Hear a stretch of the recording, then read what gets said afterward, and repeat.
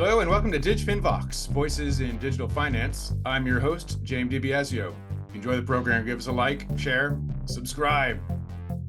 My guest today works in the Global Private Banking and Wealth segment of HSBC. His name is Bugra Celik, and he is Director of Digital Assets. HSBC has just launched a tokenized gold product based on its internal blockchain for both retail and institutional investors in Hong Kong. So I spoke with Bugra about how they thought of the product, how it works. Should you buy a tokenized version of gold or Bitcoin?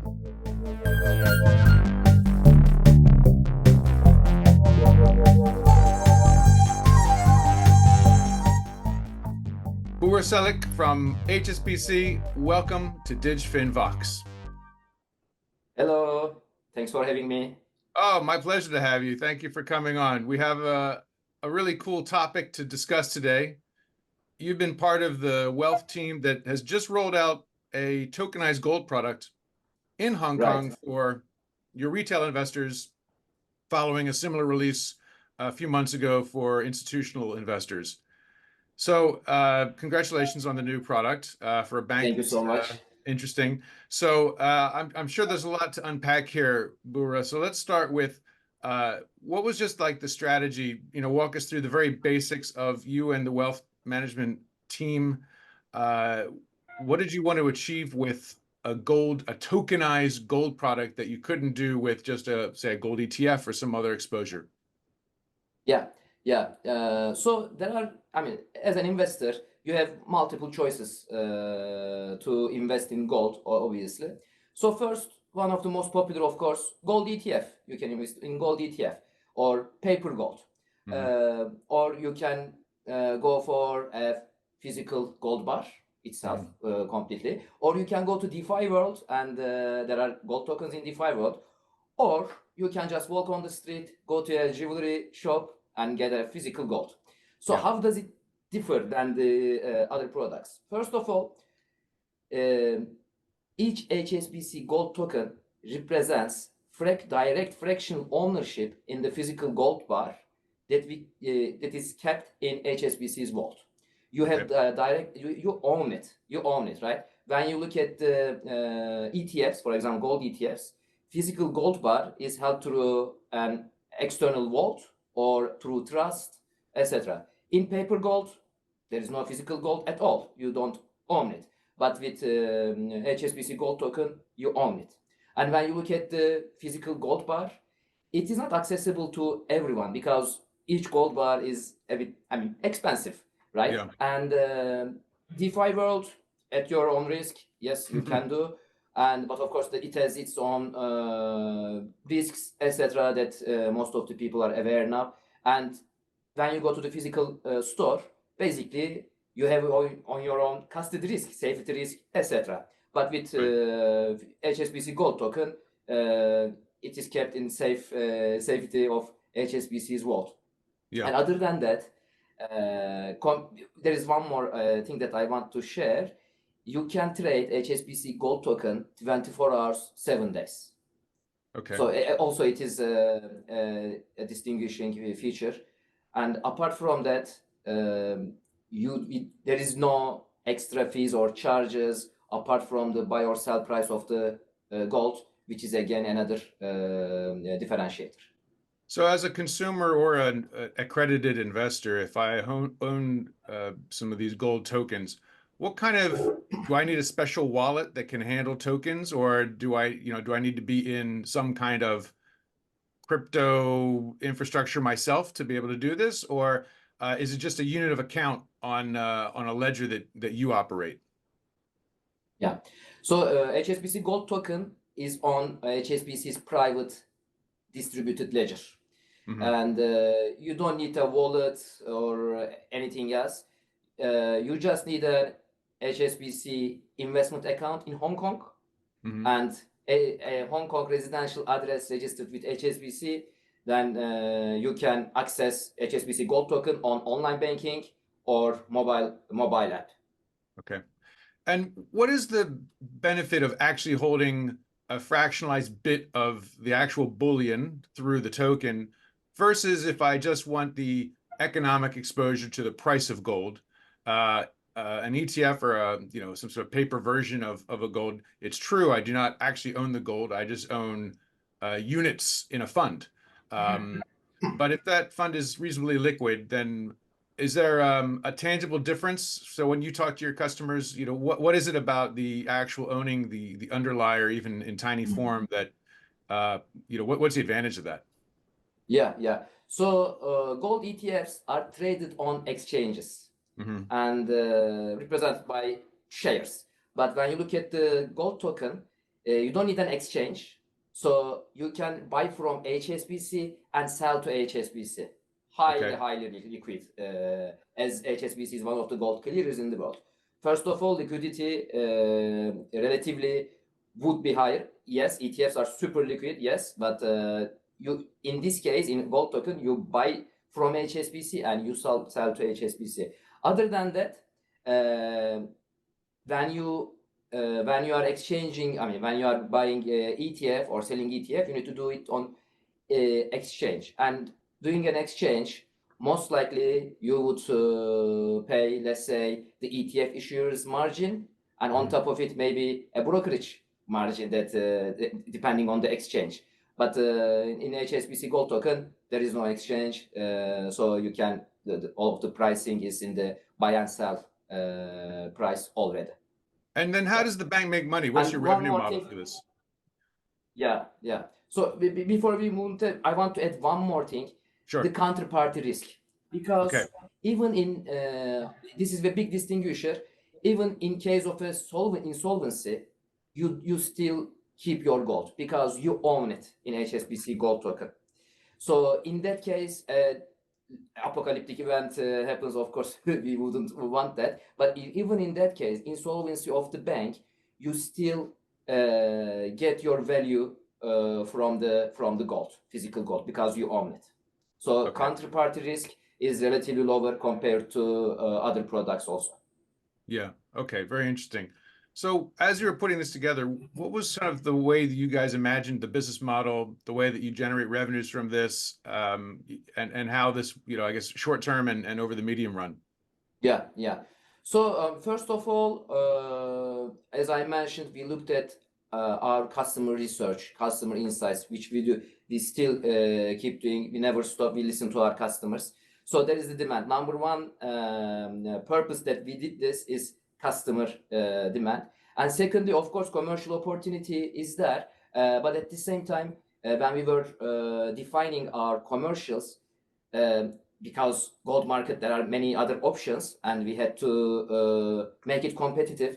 And we made it competitive in terms of pricing. We don't charge any extra fees apart from the gold buy and sell price. The margin, bank has a margin, and it's blended in the price already. And this formula of the pricing is calculated. It is publicly available in our offering document. We made it crystal clear to our investors so they can see the pricing model and everything transparently. It's available on our website, in the mobile app, in our offering documents already. Right. So essentially, you're selling these shares in return for cash, depositors' money. So essentially, for you, I guess it's a way when interest rates are reasonably high as a bank, that's attractive because then you can generate internal income on that and use that for other things that the bank might want to do, like its own lending programs and so on, or for interbank financing purposes. So I guess that's one way that you can benefit from providing this service to people. Am I getting that right? Does it tie into other parts of what the bank's able to do?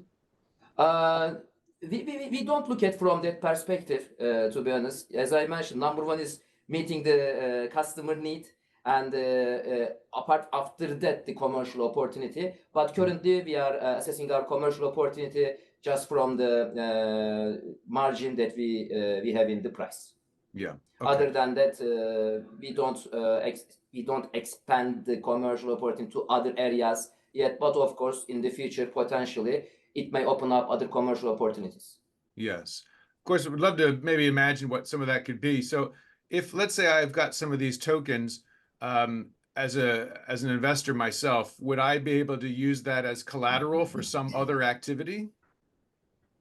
That's a great question. Yes, we are exploring this at this stage, and currently no, not available. But in for the future, yes, we are exploring this because, for example, you have, let's say, gold tokens, and you want to use it as collateral and get some loan. Yeah, it would be it's in exploration and discussion internally at this stage, and we have other features that we are thinking for the future, and we are looking forward to it. Yeah.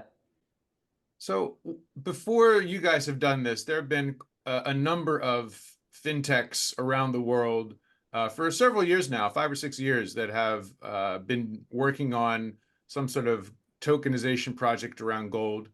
There's, according to Chainlink analysis, there's about $1 billion worth of assets under management in this space. But I also know of several of these firms that, you know, they've struggled. When you were preparing this product, what was your lesson? What did you get out of studying what some of these fintechs are doing? And of course, a bank and a fintech are completely different kind of animals. So you come from a different, but nonetheless, they might have some lessons that are relevant for you. And I'm just curious if you have some thoughts on what you learned from seeing what others did, either what they did well or maybe where they made a mistake. Yeah. Of course, before we develop any product, we look at the similar alternatives in the market and do a competitive analysis. And as you said, there are many tokenization of real world assets. Actually, it's been a focus for many fintechs and also for the banks for a while. But gold, particularly, was I think maybe yeah, in DeFi world there are, and we looked at these already. But the difference is HSBC gold token is the first tokenized real world asset from a bank for retail investors. Yeah. Actually, the others, when we looked at, because when you are doing it from a bank's perspective, it is totally different, as you mentioned. Yes, we learned. What did we learn? What kind of, for example, denominations they use, or what kind of pricing model they use, or what are the features of token, etc. We looked at these, but of course, it's just for inspiration because we cannot do the same, or we want to do a one step ahead of it, and we could, I think, deliver a landmark product from that case because it's the first in the world. Yeah.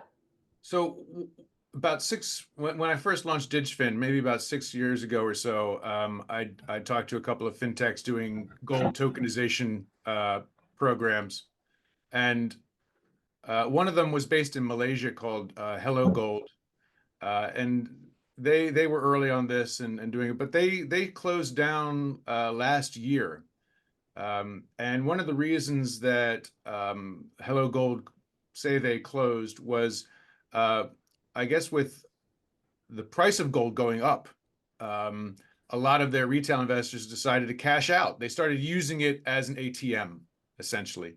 So this fintech didn't have the size, and they went under. So I appreciate that, you know, that business model is completely, you know, you can't really compare the business model to HSBC. But my question is more on that investor behavior and how you think about that. Yeah.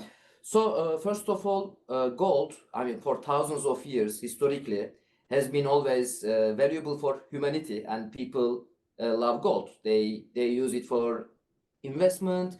They used it for as like a exchange of value throughout the history, or for jewelry, or other things. Yeah. And even today, we using the technologic devices in gold as it's a different chemical element. Yeah. So from that perspective, historically, when we look at the thousands of year history, there is always a demand for gold.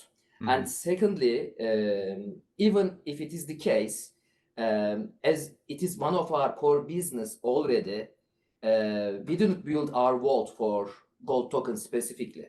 We have it already. We are one of the 4 gold clearers in the world. It is one of our core business. We just leverage the latest technologies to serve our customers better, to meet their underserved needs. So that's why we trust the product itself from that perspective. Yeah. Okay. All right. Let's talk about the underlying technology a little bit. So obviously, you're building based on your role as a clearer of gold. You've built this distributed ledger on top to facilitate this tokenization process. Um, do you have any external partners that are involved in this process, or is everything from issuance to maintenance of pricing, et cetera, done by HSBC internally? Yeah. HSBC Gold token is totally built by our internal resources. Mm-hmm. Of course, we got some technologies externally for the components of the architecture, let's say.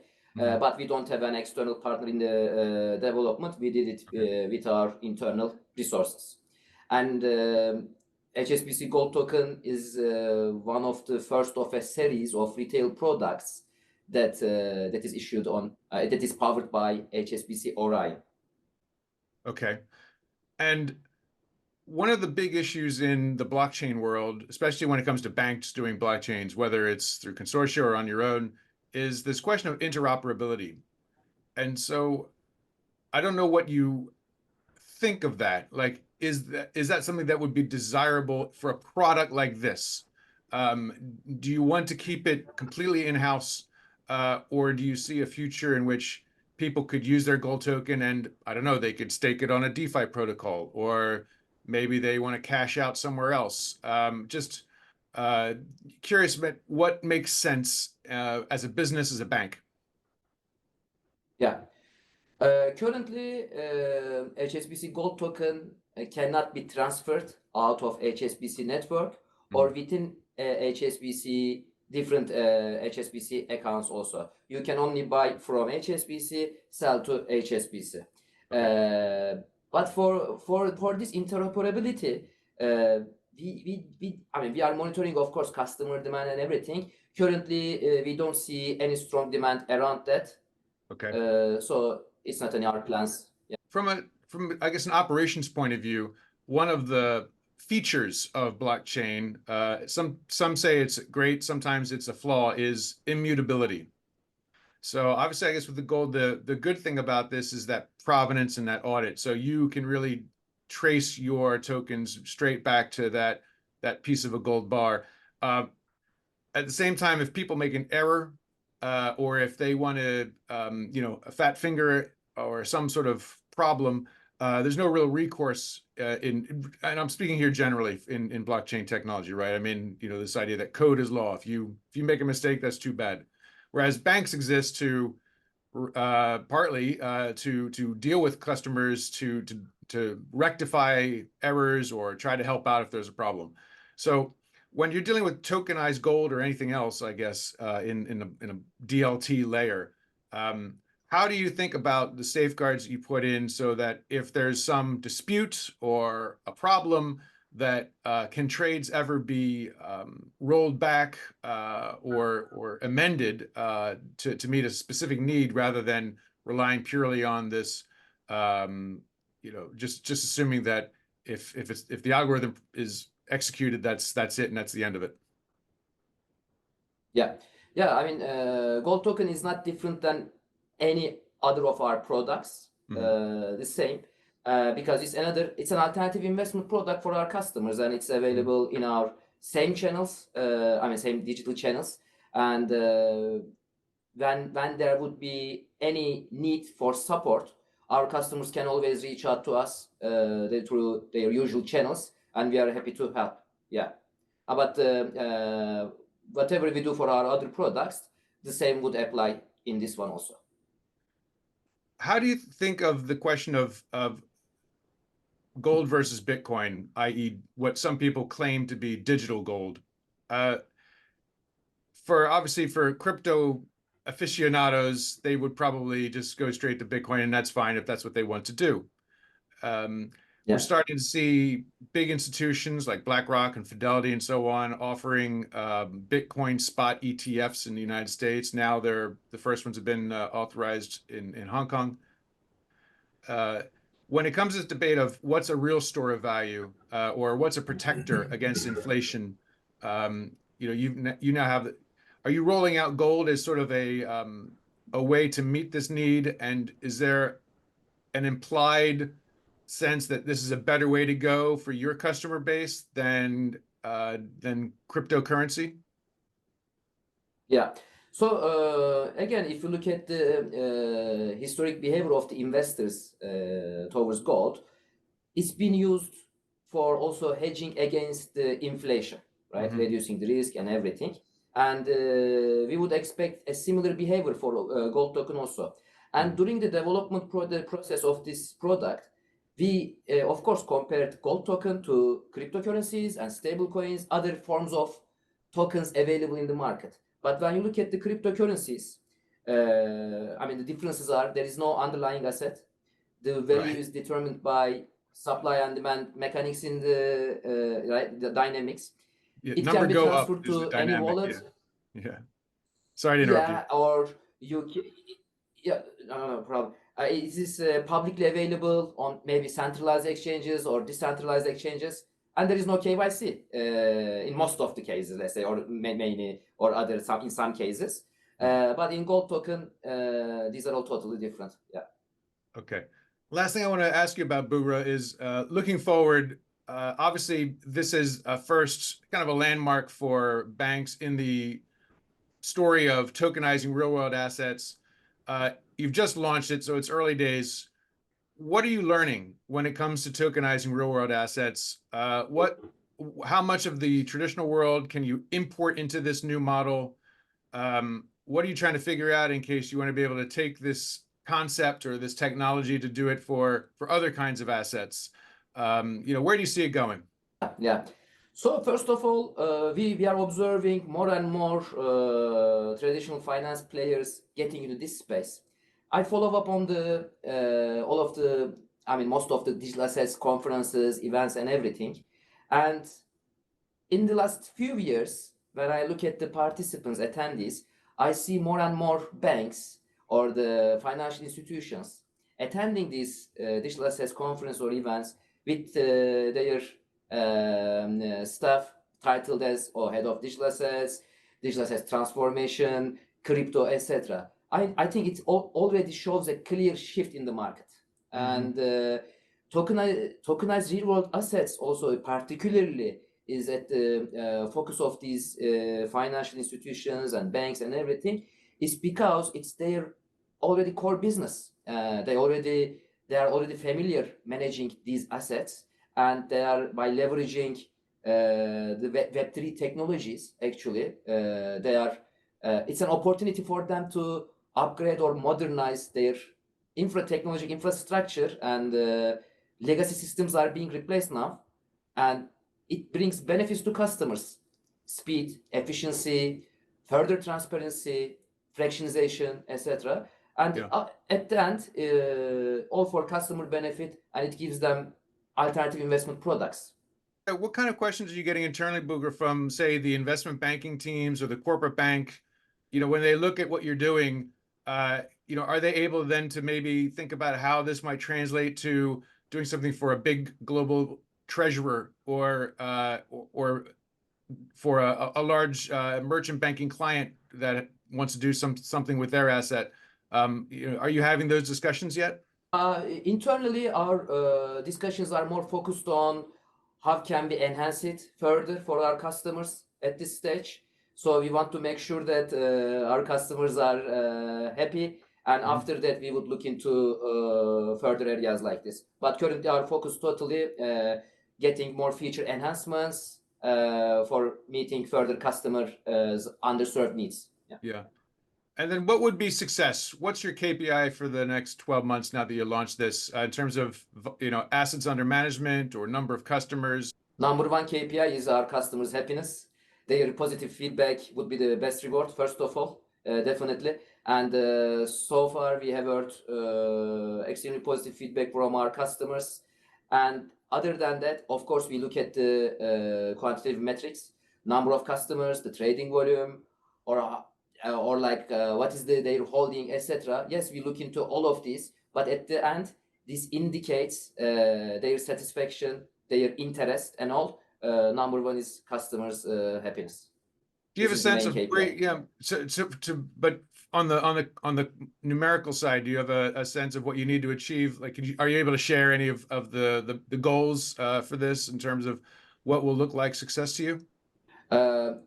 In terms of numbers, I don't think I can share at this stage, but what I can share is, again, as I mentioned, customer feedback, and so far, most of our positive feedback came for our experience, the feedback that we receive from customers.